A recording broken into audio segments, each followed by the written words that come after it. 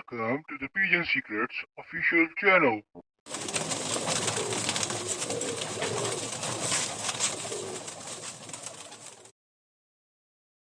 आउज़ुबिल्लाहिमिनश्शैतानिर्रजीम बिस्मिल्लाहिर्रहमानिर्रहीम। Pigeon secret official की जानिब से तमाम कबूतर परवर भाइयों को अस्सलाम वालेकुम रहमतुल्लाहि व बरकातहू। मेरे दोस्तों, परवाज़ी मुकाबले असूज के बिल्कुल शुरू होने वाले हैं और मुझे बड़ी उम्मीद है कि आपने अपने परिंदों को बहुत अच्छी खुराक दी होगी। काफ़ी सारी मेरी बहुत अच्छी वीडियोस मौजूद हैं, पर पुटाई से लेकर आखिर तक की।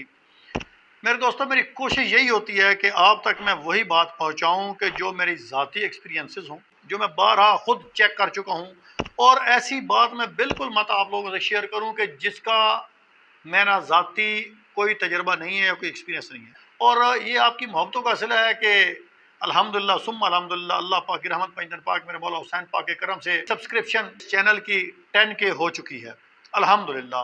ये आप दोस्तों की मोहब्बत, आप दोस्तों का हमारे चैनल पर यकीन और हमारे चैनल की क्रेडिबिलिटी, और इसके अंदर जहाँ पे आप लोगों की मोहब्बत शामिल है वहीं पे मेरी मीडिया टीम की मेहनत और मेरी मीडिया टीम की रिसर्च, जिसके अंदर मेन हमारे मीडिया मैनेजर हैं जो बहुत ज़्यादा रिसर्च करते हैं और इंतहाई आला और रिसर्च से भरपूर वीडियोज़ हम आप तक पहुँचाते हैं।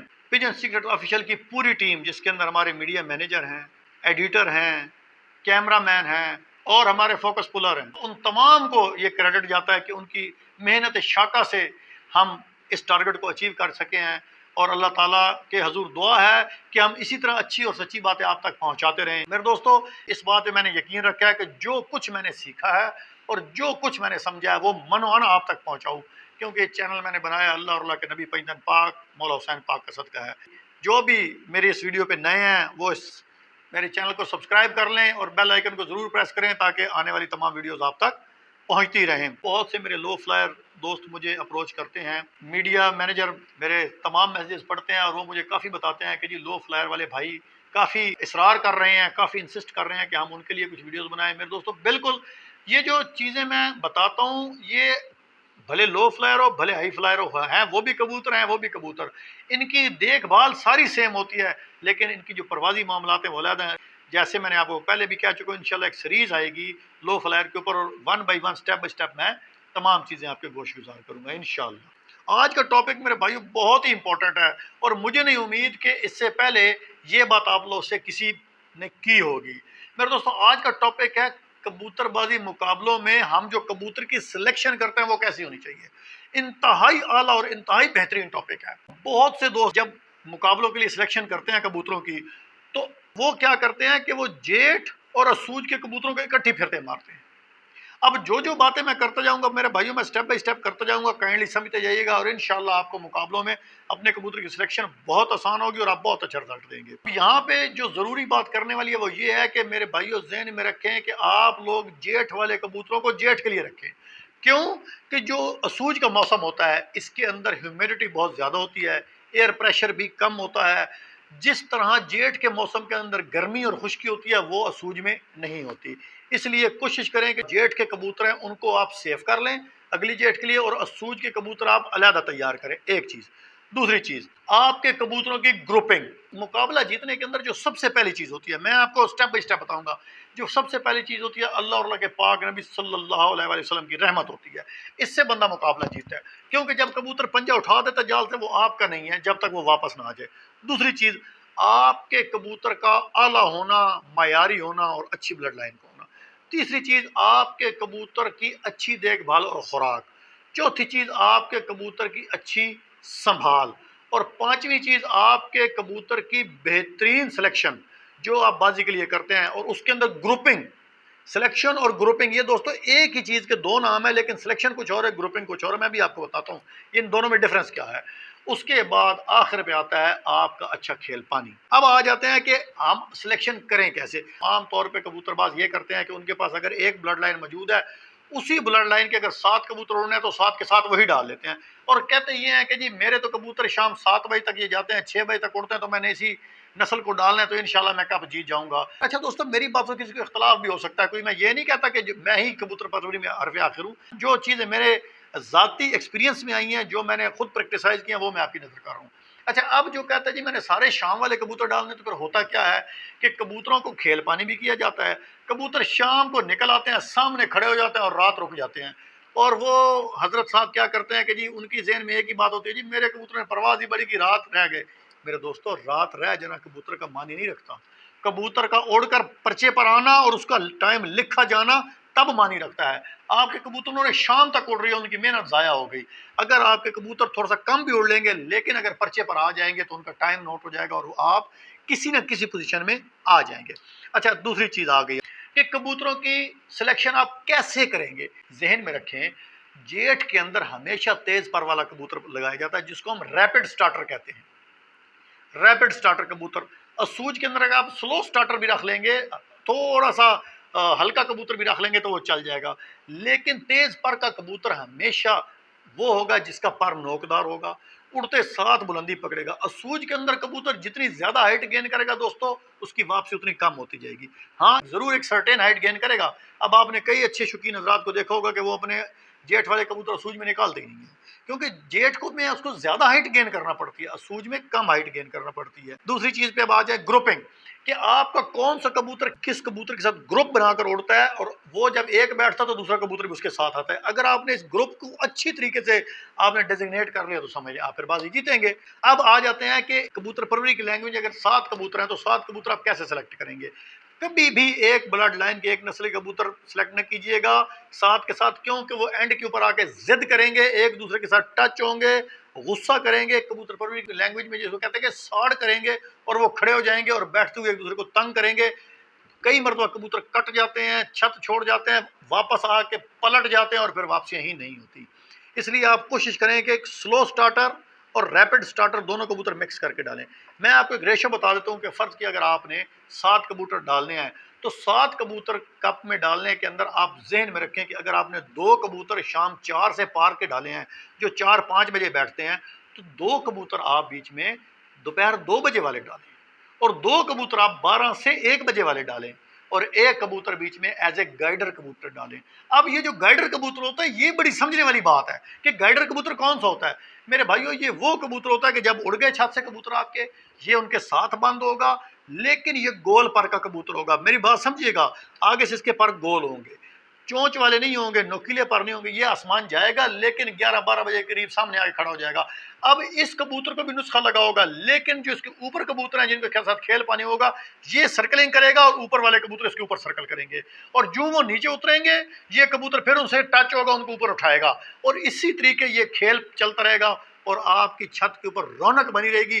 میرے دوستو یہ ذہن میں رکھیں، جس کبوتر باز کے کبوتر اڑے ہیں، آسمان بند ہو گئے، شام کو آ کے بیٹھ گئے، ادھر چھت پہ اتنا رش نہیں ہوگا، لیکن جس کی چھت کے اوپر کبوتر آسمان جائیں گے 1-2 بجے کھل کے سامنے آئیں اور پھر آئیں جائیں، اور پھر وہ جب یہ آپ کے کبوتر ناچ کر کے دکھائیں گے، ڈانس کر کے دکھائیں گے دوستو، اصل شوقینی یہ ہوگی، اور ہر کوئی آپ سے پوچھے گا کہ یار تو نے کیا کیا ہے، تو نے کبوتر کیسے لگائے ہیں، تو نے ان کو نسخہ بازی کیسے کی ہے؟ کیوں کہ یہ کبوتر کی پرواز کی خوبصورتی ہوتی ہے، اور اسی خوبصورتی کے لیے جو میں نے آپ کو بتایا اپنے ذہن میں رکھیں گے تو پھر ہی کمال ہوگا، ادروائز آپ کے کبوتر کبھی بھی شام کو نہیں بیٹھ سکیں گے اگر آپ کے تمام تیز پر والے کبوتر ڈال دیے۔ اس لیے میرے دوستوں ملے جلے کبوتر ڈالیں، کچھ تیز پر والے، کچھ ہلکے پر والے، اور ایک آدھ گائیڈر کبوتر ڈالیں، وہ کبوتر جو آپ کا 4-5 سال پرانا کبوتر ہو اور جس کا آپ کو پتا ہو کہ یہ 12-1 بجے بیٹھ جائے گا۔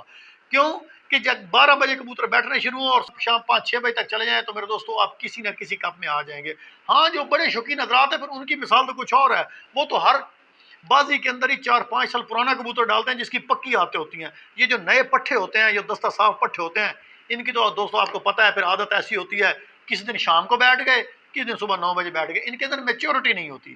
اس لیے آپ اس مقام تک آنے کے لیے جب آپ میری ان باتوں پر عمل کریں گے تو انشاءاللہ ایک نہ ایک دن آپ اس جگہ پر آ جائیں گے، کیونکہ یہ میرے ذاتی تجربے ہیں اور میں نے یہ چیزیں چیک کی ہیں، باقی میری ویڈیوز آپ کے پاس موجود ہیں، انشاءاللہ آپ دیکھیں، آپ سمجھیں۔ کبوتر بازی میرے دوستوں سیکھ کر کریں، یوں ہی اگر فضول میں کبوتر بازی کریں گے تو آپ کے لیے نقصان دہ ہوگی۔ اس کی مثال ایسے ہی ہے کہ اگر آپ نے ایک بندوق لے لی ہے، آپ کو چلانا نہیں آتی تو وہ آپ کے لیے نقصان دہ ثابت ہوگی۔ اس لیے میرے بھائیوں کوشش کریں کہ پہلے کبوتر پروری کو سیکھیں پھر کریں، انشاءاللہ آپ کو بہت اچھا رزلٹ ملے گا۔ آج 13 صفر المظفر ہے اور آج کا دن انتہائی رنج و علم کا دن ہے۔ آج امام العاشقین، امام الصدیقین، امام المتقین حضرت سیدنا امام حسین علیہ الصلوۃ والسلام کی شہزادی پاک حضرت سیدنا سکینہ سلام اللہ علیہ کا روز شہادت ہے۔ دوستو زندان کے اندر آپ کی شہادت ہوئی تھی۔ اتنی یہ تکلیف دہ لمحات ہیں، میں آپ کو صرف ایک واقعہ بتاؤں گا کہ اس امت نے اپنے نبی کے گھرانے کے ساتھ کیا کیا۔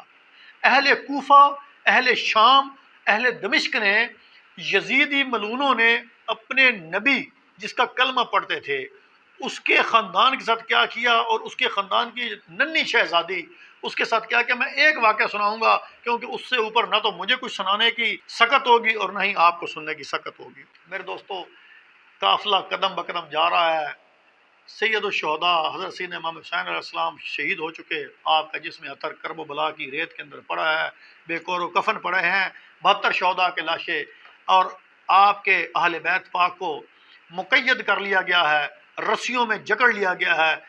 ان پاک مقدس مطہر مصفہ ان پاک بیبیوں کے سروں سے جو نبی زادیاں ہیں، جن کا کبھی ایک بال ننگا ہوتا سورج نہیں دیکھا، جن کے گھر کے دروازے پر جبرائیل بھی دستک دے کر آتا ہے، ان کے سروں سے ردائیں چھین لی گئیں، ان کے مال و اسباب کو لوٹ لیا گیا، اور اب یہ قافلہ رواں دواں ہے کسر الامارہ کی طرف۔ میرے دوستوں رستے میں کیا ہوا، میں سیدہ سکینہ پاک کی آپ کو ایک بات بتانے لگا ہوں۔ یہ وہ شہزادی ہیں جس کو امام حسین علیہ الصلوۃ والسلام نے اللہ پاک سے دعا کر کے لیا تھا کہ اللہ مجھے ایک بیٹی دے جو میرے سینے پر سوئے، جو میرے ساتھ کھیلے، میرے سینے پر بیٹھ کے۔ اتنی یہ لاڈلی شہزادی ہیں سیدنا امام حسین علیہ السلام کی۔ میرے دوستو قافلہ قدم بقدم جا رہا ہے، رستے میں ایک جگہ تمام کے تمام اونٹ بیٹھ جاتے ہیں۔ تاریخ کی کتب میں لکھا ہے شہدائے کربلا پیچھے رہ گئے، ان کے سر نیزوں پر چڑھ کے آگے چل رہے ہیں۔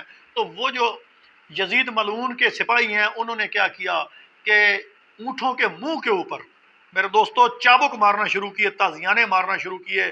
تو شمر ملعون آیا تو اس نے انہیں کہا کہ ان اونٹوں کے منہ کے اوپر تم یہ تازیانے، یہ تم چابک مت مارو، کیونکہ یہ جانور ہیں، یہ منہ سے اللہ کا ذکر کرتے ہیں۔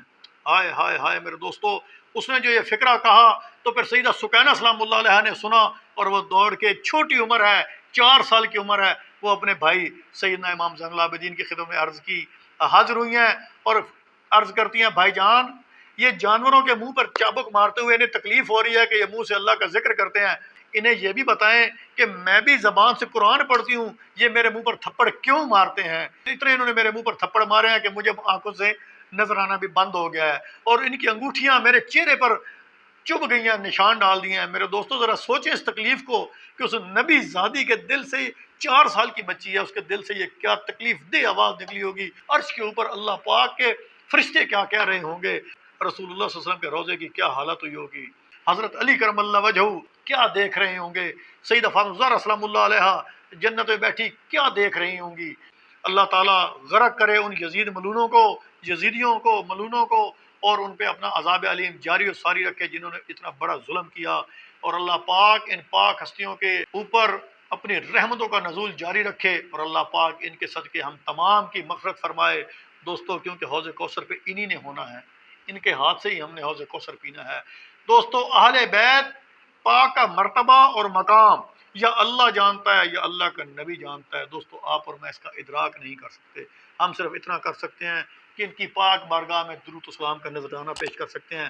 آئیں دوستوں میرے ساتھ مل کر پڑھیں درود و سلام، ہو سکتا ہے یہ درود آپ کی اور میری مغفرت کا ذریعہ بن سکے۔ اعوذ باللہ من الشیطان الرجیم، بسم اللہ الرحمن الرحیم، اللہم صلی علی محمد وعلی آل محمد کما صلیت علی ابراہیم وعلی آل ابراہیم انک حمید مجید، اللہم بارک علی محمد وعلی آل محمد کما بارکت علی ابراہیم وعلی آل ابراہیم انک حمید مجید۔ آخر میں اپنے دوست اپنے بھائی کو اجازت دیجیے گا، السلام علیکم ورحمۃ اللہ وبرکاتہ۔